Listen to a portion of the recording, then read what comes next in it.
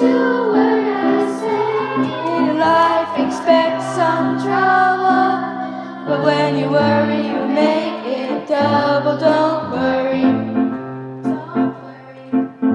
Be happy. Do do do do do do do do do do do do. Don't worry. Do do do do do do. Be happy. Do do do do do.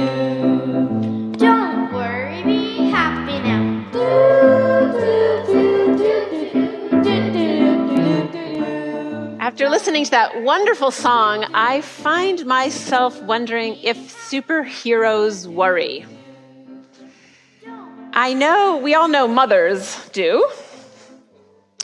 I wonder about superheroes, and I wonder who your favorite superheroes are. Will you shout out? Louder.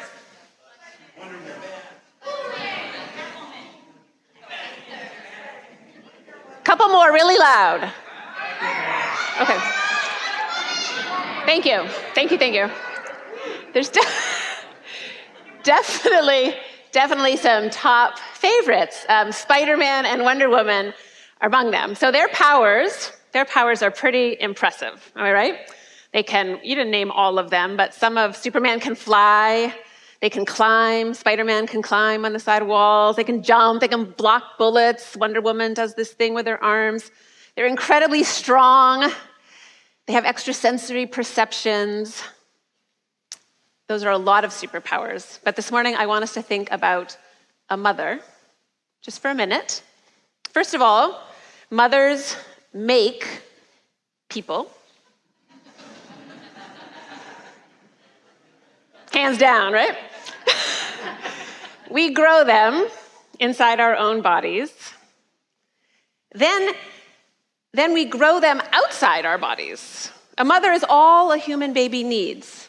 All a human baby needs to grow. Then as we continue to grow, our mothers become even more omnipotent and omnipresent.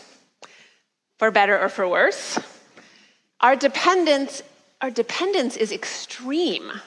Our entire well-being, physical and emotional, psychological and spiritual, depends upon this person. Now, it's not always our mother. Maybe it was your grandmother or an auntie, your father, a foster or adopted parent. But whoever it was, that person who mothered you had presence and power in and over your life. For me, it was my mother. She made and enforced the rules at home. She bought my clothes and she cut my hair. She made my meals and she made me clean my room and write thank you notes. Still to this day, if you want my mother to give you another gift, you should probably write a thank you note for the last gift she gave you. I need to tell you that my mother also read and approved of my message this morning. When I was a kid, she drove me everywhere, and she cared for me when I was sick and couldn't go anywhere. She also had powers I didn't understand that mystified me. For example, how did she know that I had held the thermometer close to the light bulb so it would show that I had a fever and should stay home from school that day? And how did she know that I'd been up watching TV right until she came home in the evening, even though I made it to bed before she opened the front door? Somehow, she knew. I have eyes on the back of my head, she would tell us. Must be one of her superpowers, I figure. Patience is a virtue, is something else she said a lot. And if you're feeling sad, Barbara, she'd say, either move your body, do something physical, work outside, or look or listen to something beautiful. That is real superhero kind of advice. On top of all that, my mother survived the occupation of France by the Germans and survived having real Nazis, live in her family's apartment in Paris. We thought she was invincible. But like all other superheroes, my mom had something that made her vulnerable.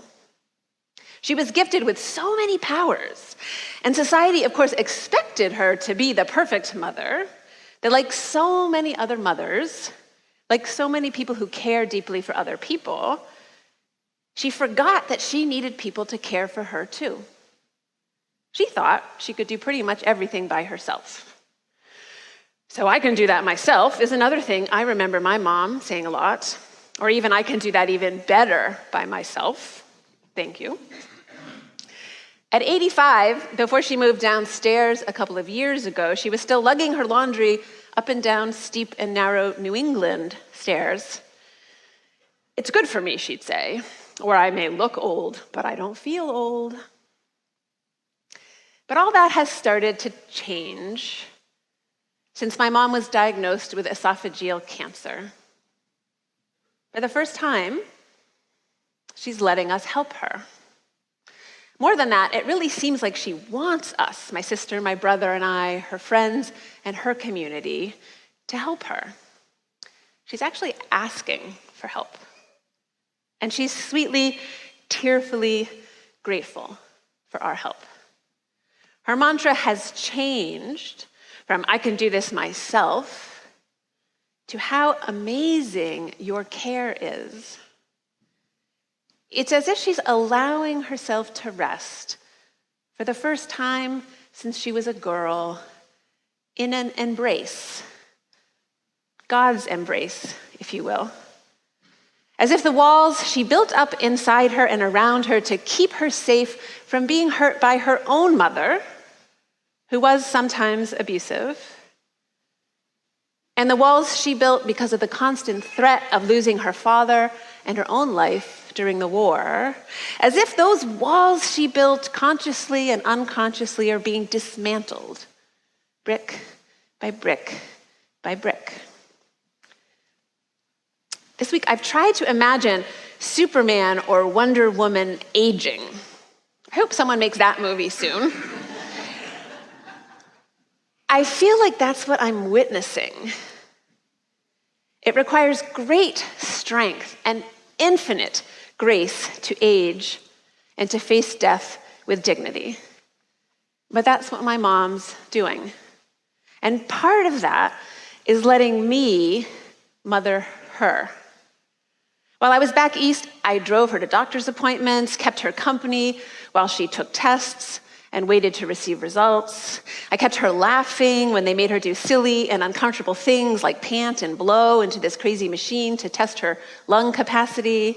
I packed us snacks. I made sure she had a healthy dinner when we got home, made sure she went to bed early enough, and gave her a kiss goodnight. What a gift for me, for any of us, to be someone's mom, even just for an hour or a day. To be invited into the intimate details of a person's life, to be trusted to touch, hold, and care for another person's body and soul. In preparing for today, I realized that all the members of our pastoral care program, no matter how old or young they are, if they've had children or not, they are mothers. Your mothers. Because you invite them into the intimate details of your lives because you trust them and let them touch, hold, and care for you. There is a great need today for us to mother each other and the world we live in, to show we care, to risk intimacy, to build trust. While I was back east, I saw a few friends. My friend Abby's brother has been living on a feeding tube with a similar kind of cancer to my mom's for the last 15 years.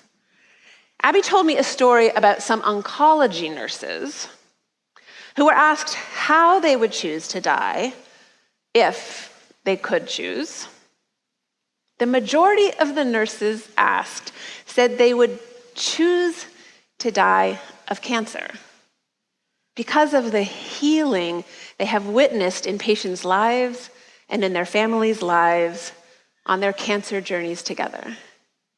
I never would have understood that before. But now that cancer has opened this opportunity to mother my own mother, And my mother is open to receiving love in a way she's never been able to before. I both accept and understand those nurses' wisdom. Those nurses know something about the superpower called vulnerability that allows love to grow.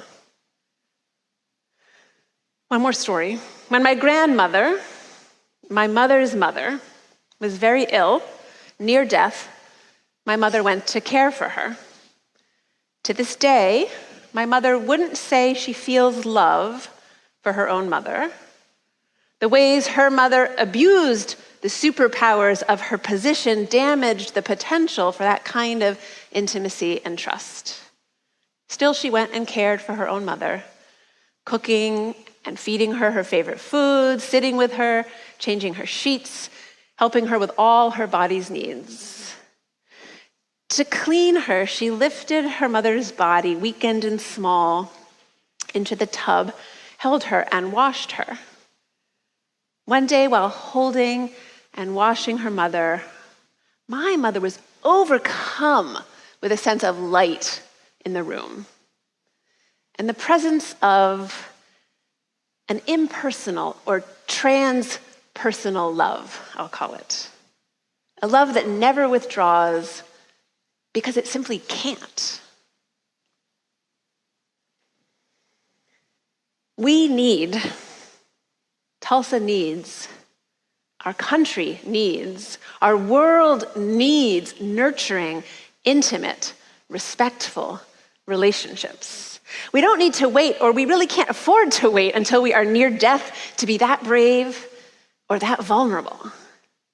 Because miracles happen when we mother each other, when we care for others and allow ourselves to be cared for. And since we all have opportunities in our day-to-day lives to mother or care for each other, for the rest of this day, or even for the rest of this week or month, I invite you each to identify a need, one of your own needs. Maybe you need attention, or affection, or acceptance, or appreciation. Because we're not babies anymore, we can't just cry and hope somebody will meet our needs. So I also invite you to take my mother's example to heart and ask someone you trust to care for you in the way you need. But be ready to be surprised by how good it feels to let yourself be mothered. My mom was not a perfect mom. She set very high standards for us and was consistently disappointed in us, as one of her grandsons put it. She loved us imperfectly, just as we all love imperfectly. She never let herself fully receive the love offered to her by her second husband, and now wishes she had. But as we come closer to the end of her story, she is becoming a real superhero. Because in whatever number of days ahead she still has to claim, she is asking for help. And she's accepting help.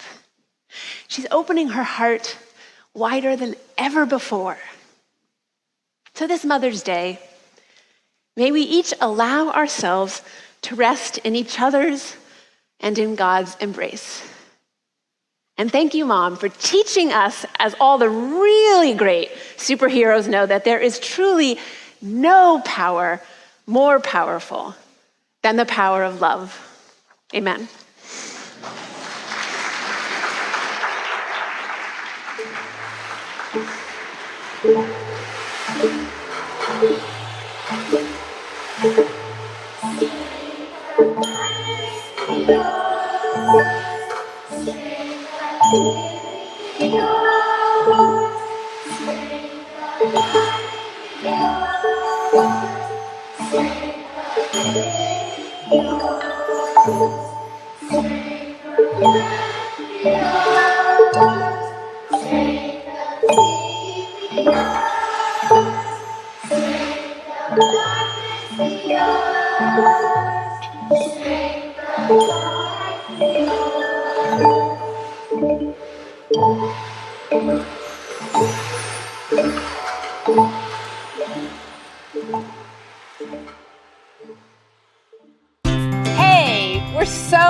you're visiting with us online today.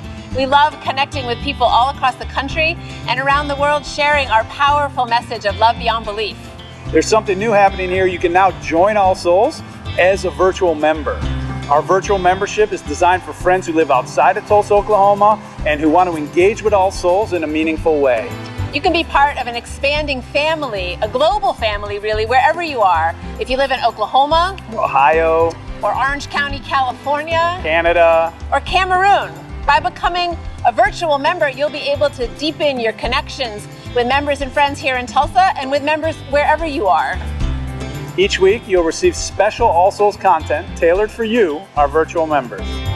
Virtual members have access to pastoral care, to personal prayers, and also receive invitations to exclusive web events. You can learn more, and if you're ready, you can become a virtual member today by visiting allsoulschurch.org/virtual membership.